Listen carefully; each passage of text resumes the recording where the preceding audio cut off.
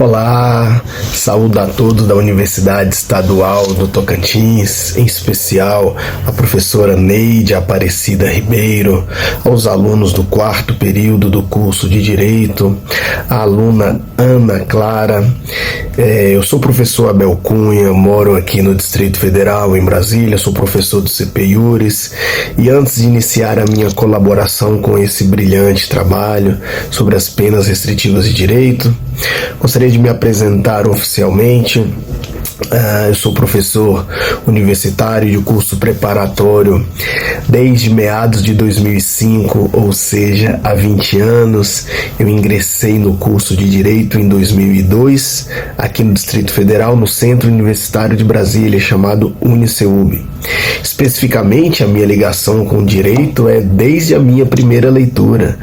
Eu iniciei as minhas leituras com 6 a 7 anos de idade no Código Penal e no Código de Processo Penal.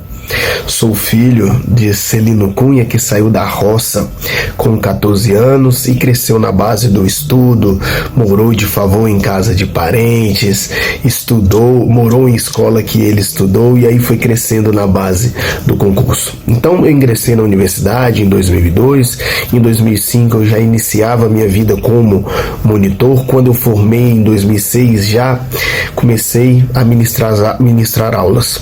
Sou especialista em direito penal, em processo penal, sou especialista em ciências criminais, tenho mestrado em educação e faço doutorado em direito penal. Sou advogado. E quem acha que advogado faz somente advogar, foi através da advocacia e da sala de aula que eu cheguei ao plenário do Supremo Tribunal Federal como autor do HC 185913-DF, aquele HC que cuidou da retroatividade benéfica do ANPP, do Acordo de Não Persecução Penal, e beneficiou 1.700.000 pessoas, e agora vai ter a sua expansão lá para o campo militar. Bem, queridos alunos da Universidade Estadual do Tocantins, nobre professora Neide Aparecida Ribeiro, eu creio que a minha contribuição aqui, eu vou chamar de contribuição, nem entrevista, nem participação, mas a minha contribuição para falar sobre as vantagens e as desvantagens das PRDs, são as chamadas penas restritivas de direito. Bem, inicialmente nós precisamos pontuar que nosso artigo 32 do Código Penal vai nos trazer os tipos de penas. E as penas, elas são as privativas de liberdade, as restritivas de direito e as penas de multa. Eu costumo dizer que a pena privativa de liberdade é o matrimônio, a restritiva de direito é o noivado, e a pena de multa vem a ser o namoro, que gasta-se muito ali na fase da conquista. E qual é o ponto positivo? E ao meu ver, eu já vou iniciar, óbvio, como eu sou da justiça negocial, como eu tenho uma ligação muito grande com a ANPP, eu sou um defensor clássico, um defensor das penas restritivas de direito. Obviamente, porque as penas restritivas de direito, como dispõe o nosso artigo 44 do nosso Código Penal, elas vão substituir as penas privativas de liberdade. Tudo que tem como ato negocial da justiça, tudo que tem como algo para beneficiar o denunciado, o indiciado, o réu ou mesmo aquele que já foi sentenciado, óbvio que tem que ser vista de um ponto sempre benéfico. Por quê? No que pese as penas restritivas de direito trazerem algumas limitações quanto ao ir e vir, é melhor você ter a sua liberdade restringida do que você estar em segregação cautelar. Porque o artigo 43 está detalhando que nós vamos cumprir como as penas restritivas de direito a prestação pecuniária, a perda de bens e valores, a limitação do final de semana, a prestação de serviço à comunidade ou entidades públicas, e essa prestação de serviço muitas das vezes estão ligadas a creches, a hospitais, a escolas, a asilos ou mesmo a programas não governacionais. E ainda em batalhões do Corpo de Bombeiros, em batalhões das polícias. Nós temos a interdição temporária dos direitos e também a limitação de final de semana. Quem tem muita ligação com seu aparelho telefônico sabe que limitação de final de semana, interdição temporária de direito, isso daí já é clássico, né? Porque o celular é o chamado monitoramento eletrônico, que eu costumo dizer. Então, quando nós temos o artigo 33 falando das penas, o artigo 43 trazendo quais são essas penas restritivas de direito, e principalmente o artigo 44 amplamente utilizado no nosso ordenamento jurídico, que vai trazer que as PRDs, que são as penas restritivas de direito, são autônomas e elas substituem as penas privativas de liberdade. Aí nós vamos elencar ali 3 incisos no artigo 44, onde trazem aquelas possibilidades de substituição da pena privativa de liberdade por restritiva de direito.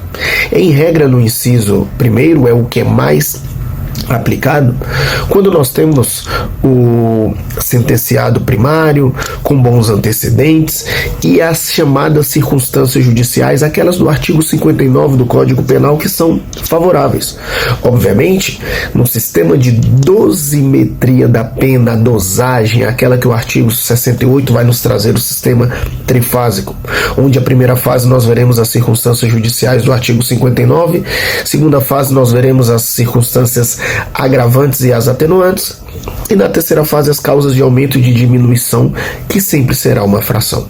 Essas circunstâncias judiciais, que vão fixar a pena base em sua primeira fase, elas sempre vão nortear a aplicação desses institutos despenalizadores.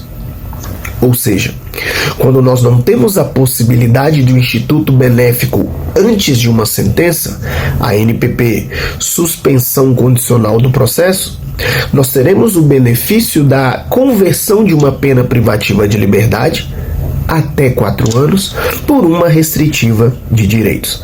Lembrando, 0 a 4 anos o regime é aberto. 4 a 8 anos o regime é semiaberto, 8 em diante o regime será o fechado, em regra, como preceitua o artigo 33, parágrafo 2º. Então, quando nós temos essa possibilidade de, ao invés de eu estar em segregação cautelar, com uma pena de 3 anos, 2 anos, 1 ano, ou a pena até 4 anos, é melhor eu ter as penas restritivas de direito. Limitação de final de semana, eu vou ficar em casa, hoje está tão perigoso, ficar em casa é melhor. Eu vou ter uma prestação pecuniária, essa prestação pecuniária mensal, ela sempre está ligada a uma porcentagem do salário mínimo. Eu vou prestar serviço à comunidade ou a entidades públicas, né, entidades ali com relação governamental. Vejam, todas as penas restritivas de direito são sempre benéficas, são sempre mais favoráveis do que uma segregação cautelar. E ainda seguindo aqui o artigo 44, nós temos a possibilidade de aplicação no inciso 2º quando o réu ele não é incidente em crime doloso. E, obviamente, o inciso 3º está trazendo as circunstâncias judiciais do artigo 59. Então, eu sempre sou defensor da justiça negocial, eu sempre sou defensor da não segregação cautelar, e isso eu falo há muito tempo, que nós temos não somente as cautelares diversas da prisão, mas após o trânsito em julgado de uma sentença penal condenatória, antes do efetivo início do cumprimento da pena, nós teremos a possibilidade, a execução penal, a Lei 7.210 de 84, precisaria de uma audiência inicial.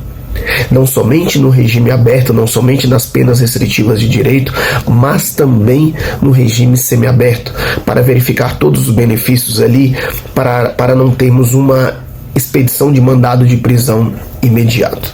Então, essa alternativa à prisão, que são as penas restritivas de direito, traz uma maior reabilitação, traz uma maior reintegração, uma maior possibilidade daquele que foi sentenciado, daquele que foi condenado, de estar ali evoluindo, tendo em mente que cometeu um ilícito penal, que aquele ilícito penal não traz tamanha gravidade com relação à sua pena aplicada, porque nós estamos falando de pena até 4 anos. Sempre, ao meu entender, as penas restritivas de direito são bem mais favoráveis do que qualquer restrição de liberdade, tá bom? Então, queridos alunos da Universidade Estadual do Tocantins, esta é a minha colaboração.